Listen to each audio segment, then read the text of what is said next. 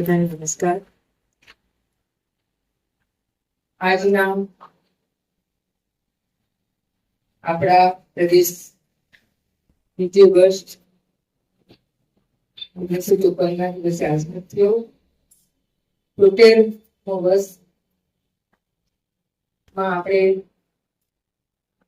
મુક્તિ દિનની ઉજવણી કરી રહ્યા છે. ઘણી ખુશીની વાત છે. સમગ્ર પ્રદેશવાસીઓને મુક્તિ દિનની ખૂબ ખૂબ શુભકામના આપું છું. ઘણી ખુશી થાય છે, ગર્વ પણ થાય છે. આપણા જે પણ પ્રદેશ માટે સ્વતંત્ર સેનાનીઓ હતા, જેમણે બલિદાન આપ્યું, જેમનું સાહસથી આ પ્રદેશને આઝાદી મળી, એવા બધા જ સ્વતંત્ર સેનાનીઓને કોટી કોટી નમન કરીએ છીએ.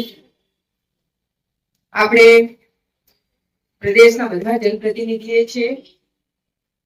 પ્રદેશને હમણાં સુધી આગળ વધારવાનું કામ બધા જનપ્રતિનિધિઓ કર્યું. આવતા દિવસોમાં આપણે બધાએ કરવાનું છે. આ 73 વર્ષમાં આપણો પ્રદેશ ખૂબ જ આગળ વધી રહ્યો છે. વૈધો પણ છે.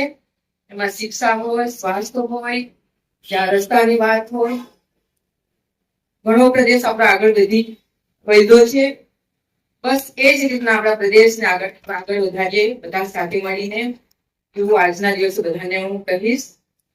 જે આપણા સ્વતંત્ર સેનાનીઓએ જે આદર્શ વિચારો આપણને આપ્યા છે, એને પણ આપણે આગળ લઈ જઈશું. આપણા પ્રદેશમાં આજે સ્થિતિ એવી છે, જે બાઢ પણ વચ્ચે આવી, એમાં પણ બધાએ ભળી પડીને ખૂબ જ આપણા લોકોને મદદ કરી. એના માટે પણ બધાને ખૂબ ખૂબ આભાર વ્યક્ત કરીશ કે એ જ રીતના આપણા પ્રદેશના લોકોને સાચવશું. આપણા જે પણ સ્વતંત્ર સેનાનીઓએ ઘણી બધી મહેનત ને પોતાના બલિદાન સાહસથી, જેમણે જાનની પરવા કર્યા વગર આ પ્રદેશને વિદેશી શાસનમાંથી મુક્ત કરાવ્યા, અને આપણા બધા જનપ્રતિનિધિના એક મહેનતથી આ પ્રદેશને ખૂબ જ આપણે સુંદર બનાવીશું. એટલું હું આજે સાંસદ તરીકે બધાને આશ્વાસન આપીશ. અને ખાસ કરીને જ્યાં જે બાઢગ્રસ્ત આપણા લોકો હતા, એમના માટે પણ આપણે ઓલવેઝ બધા સાથે ઊભા છીએ, પડખે ઊભા છીએ. સાથે રહીને એમને પણ આપણે મદદ કરીશું. એ જ રીતના પ્રદેશ આપણે આગળ વધારીએ.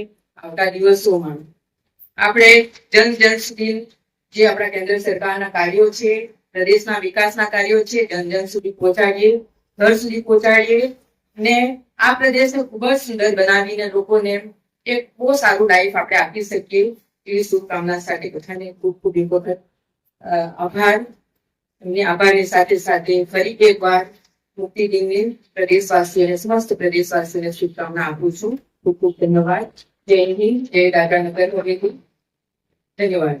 આજના દાદરાનગર હવેલી 73મા મુક્તિ દિન નિમિત્તે મારી સાથે આ પ્રદેશના સાંસદ કલાબેન ટેકરજી, જિલ્લા પંચાયતના અધ્યક્ષ નિશાબેન ભગરજી, નગરપાલિકાના અધ્યક્ષ સોમનાથ દેવરીજી, મારા સાથી સુનિલભાઈ પાટીલજી, જિલ્લાના અધ્યક્ષ દીપકભાઈ, શાંતુભાઈ પૂજારીજી, મારા પ્રદેશના સાથી ટીમ મેમ્બરો, પૂર્વ અધ્યક્ષો, મારા તમામ જનપ્રતિનિધિ, યુવા મોરચાના અધ્યક્ષ, તમામ અહીં ઉપસ્થિત જનપ્રતિનિધિ મીડિયાના ભાઈઓ, આપ સૌને આ મુક્તિ દિન નિમિત્તે સૌપ્રથમ ખૂબ હાર્દિક શુભકામના. અને જેમણે આ મુક્તિ અપાવવા માટે આ પ્રદેશમાં બલિદાન આપ્યું છે, એ તમામ સ્વતંત્ર સેનાનીને હું દિલથી નમન કરું છું, વંદન કરું છું. મિત્રો, આ પ્રદેશ આઝાદ આપણે એમ કહેવાય છે કે 2 તારીખથી થયો, 22 તારીખથી દાદરા જ્યારથી આઝાદ થયો ત્યારથી એમની નીવ રખાઈ.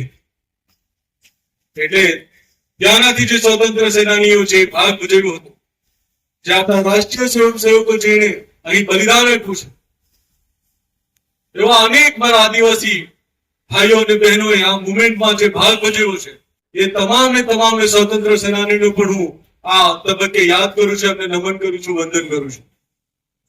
મિત્રો, આપણે જોયું છે આ પ્રદેશમાં બાઢ જેવી પરિસ્થિતિ હતી, એમાં ખાસ કરીને મારા નગરપાલિકાના તમામ વોર્ડ મેમ્બરોને હું દિલથી ખૂબ ખૂબ ધન્યવાદ આપું છું. આપ સૌ કાઉન્સિલરોએ ખૂબ સારું કામ કર્યું છે અને લોકોને જે સહાયતા પહોંચાડવા માટે જે કામ કર્યું છે એ બદલ પણ હું આપ સૌને બિરદાવું છું. જ્યાં પંચાયત વિસ્તારોની વાત હોય છે ત્યાં મારી જિલ્લાના તમામ અધ્યક્ષો અમારા સરપંચશ્રીઓ પણ ખૂબ સારું કામ કર્યું છે. એમને પણ હું બિરદાવું છું કે આ રીતે આપણે લોકોની વચમાં રહીશું અને લોકોની સેવા કરશું એ આપણા માટે ખૂબ મહત્વનું છે. આપણા માટે સેવાહિત આપણે એમ કહીએ છીએ કે આપણે ભારતીય જનતા પાર્ટીના કાર્યકર્તાઓનો એક મંત્ર છે કે આપણા માટે સંગઠન ही સેવા. આપણે સંગઠન થકી લોકોની સેવા કરતા હોઈએ છીએ. આ એક કુદરતી આફતમાં જે રીતે મારા તમામ પાર્ટીના હોદ્દેદારો ભાઈઓ બહેનોએ જે રીતે કામ કર્યું છે એમને પણ દિલથી ખૂબ ખૂબ અભિનંદન આપું છું. મિત્રો, આપણે જોયું છે લોકો કામ કરતા નથી પણ જે કામ કરે છે એમને કઈ રીતે વિપક્ષના લોકો આપણને પ્રતાડિત કરવાનું કાર્ય કરી રહ્યા છે. આપણે જંતર મંતર પર જોયું છે દેશના યશસ્વી પ્રધાનમંત્રીજીને એવી કોઈ ગાળ દેવાની બાકી નથી રાખી જેનાથી દેશને શર્મસાર થવાનો વારો આવ્યો છે. આ લોકતંત્રમાં વિરોધ કરવાનો બધાને જ અધિકાર છે પરંતુ કોઈને અપમાનિત કરવાનો કોઈને અધિકાર રહેતો નથી. આપણે બધા જ લોકતંત્રમાં માનનારા લોકો છે. લોકોની માંગ હોઈ શકે છે પરંતુ એનાથી જેને આખું જીવન આ દેશને સમર્પિત કર્યું છે, આ દેશના યશસ્વી પ્રધાનમંત્રીજીના 18 વર્ષની દીકરીઓ 25 વર્ષની આયુ સુધીના જે યુવાનો જે પ્રધાનમંત્રીજી માટે અશબ્દ બોલ્યા છે અશબ્દને હું આ મંચ પરથી એમને ભોગવી નાખું છું. દોસ્તો, હું કદાચ એ વાતમાં માનતો નથી કે હિંસા હોવું જોઈએ. વિરોધ કરવો બધાનો અધિકાર છે. સંવિધાનમાં આપણને વિરોધ કરવા માટેનો બધાને અધિકાર આપ્યો છે પરંતુ જે રીતે વિરોધ થયો એમાં ગઈકાલે જ અમને જાણવા મળ્યું કે એક પોલીસ અધિકારીનું એમાં અવસાન પણ થયું છે, એ શહીદ થયા છે. અને જે રીતે આપણા દેશના પ્રધાનમંત્રીજીએ વિડીયો મારફતે દેશના યુવાનોને જે માફ કરી દીધા છે, એમને જે મોટું દિલ રાખ્યું છે એ બદલ પણ માન્ય દેશના યશસ્વી પ્રધાનમંત્રીજીને દાદરા નગર હવેલી દમણ દીવ તરફથી પણ માન્ય પ્રધાનમંત્રીને ખૂબ ખૂબ હાર્દિક શુભકામના પાઠવું. મિત્રો, જે નીટ એક્ઝામ વિશે એમનું જે માંગ હતી એમાં વિધાયક આપણે એક વિધેયક લાવ્યા છે 2026 એ પાસ પણ થયું છે. એનાથી આવનારા દિવસોમાં જે રીતે છેતરપિંડી થતી હતી, જે રીતે પેપર લીક થતા હતા એમાં ખૂબ અંકુશ આવશે.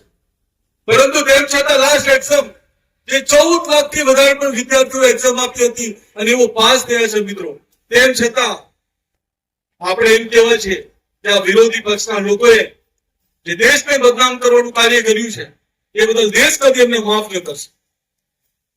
આજના આ તબક્કે હું એટલું જ કહીશ કે આ પ્રદેશમાં આપણે 1954 થી આજ સુધી યાની કે 72 વર્ષમાં આ પ્રદેશે ખૂબ વિકાસ કર્યો છે અને છેલ્લા 12 વર્ષમાં તો આપણે એવું કહીએ છીએ એવી કોઈ સંસ્થા એજ્યુકેશનની બાકી ન હોય જે આપણા પ્રદેશમાં ન હોય, એવું કોઈ હેલ્થમાં એવી કોઈ સુવિધા ન બાકી ન હોય જે આપણા પ્રદેશમાં ન હોય.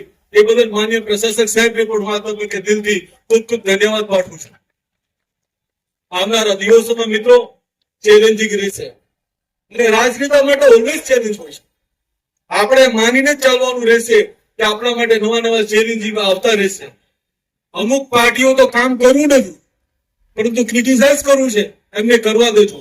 એમની વાતોને આપણે ખૂબ જવાબ પ્રાધાન્ય આપવાનો. આપણી જ પાર્ટીના કાર્યકર્તાઓ આપણી જ અહીંની લોકલ જે સરકાર છે એમને જે પણ રાહત સામગ્રી પહોંચાડવાનું કાર્ય કરી દીધું છે મિત્રો.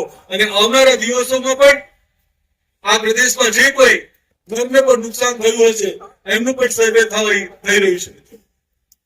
ખાસ કરીને હું અવધેશભાઈના તબક્કે હું અભિનંદન આપવા માંગુ છું, એટલા માટે આપવા માંગુ છું, જે દિવસે પાણી ભરાયું હતું એમણે પ્રથમ કોલ મને કર્યો હતો, અને જે આંબેડકર આપણું જે રહે છે વોર્ડ નંબર 8 માં, સૌથી પહેલા મેં અવધેશભાઈ સાથે વાત કરીને ત્યાં 22,000 લીટર પાણી પહોંચાડવાનું કામ અમે સૌ પ્રથમ કર્યું હતું. ત્યાં 1,000 થી વધારે નાસ્તાની વ્યવસ્થા બીજા દિવસે, યાની કે સવારના 1,000 થી વધારે નાસ્તાની પેકેટની વ્યવસ્થા અમે કરી હતી. મિત્રો, જે રીતે મને જે ફીડબેક મળ્યું હતું, હું માન્ય કલેક્ટરના એમને મેં ફોન કરી દીધો. એક દિવસે મેં એમને કીધું હતું, સાહેબ ત્યાંની પરિસ્થિતિ ખૂબ વિકટ છે. તો એમને કીધું મારી સાથે નગરપાલિકાના સીઓ પણ ગાડીમાં સાથે જ છે, અમે ત્યાં જઈ રહ્યા છે. અને ત્યાં સીઓ સાહેબે એ નગરપાલિકાના તમામ કર્મચારીએ ખૂબ સારું કામ કર્યું છે. અને જે પહેલા જે દાદરા નગર હવેલી હતું એવું સ્વચ્છ ફરી એકવાર કામ કરવાનું એમણે કામ કર્યું છે. એ બદલ હું તમામ અધિકારીનો પણ આ તબક્કે દિલથી ખૂબ ખૂબ ધન્યવાદ પાઠવું છું.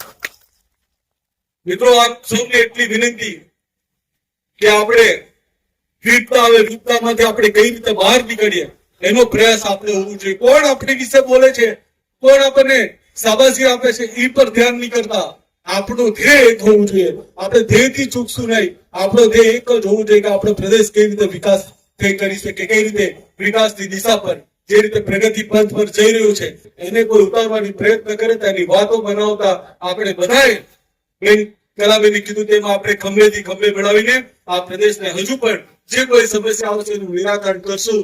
અને જેમનું નુકસાન થયું છે, મારા જિલ્લા પંચાયતના અધ્યક્ષા નિશાબેનને મેં જોયા છે, ખાનવેલ વિસ્તારમાં પણ એવું ફરી રહ્યા છે, નગરપાલિકા વિસ્તારમાં પણ એવું ફરી રહ્યા છે. એમને કીટ વિતરણ પણ કરાવ્યું છે. નિશાબેન, તમને પણ દિલથી અને તમારી ટીમને ખૂબ ખૂબ ધન્યવાદ આપું છું. આ રીતનું નિષ્ઠાથી કામ કરતા રહેજો.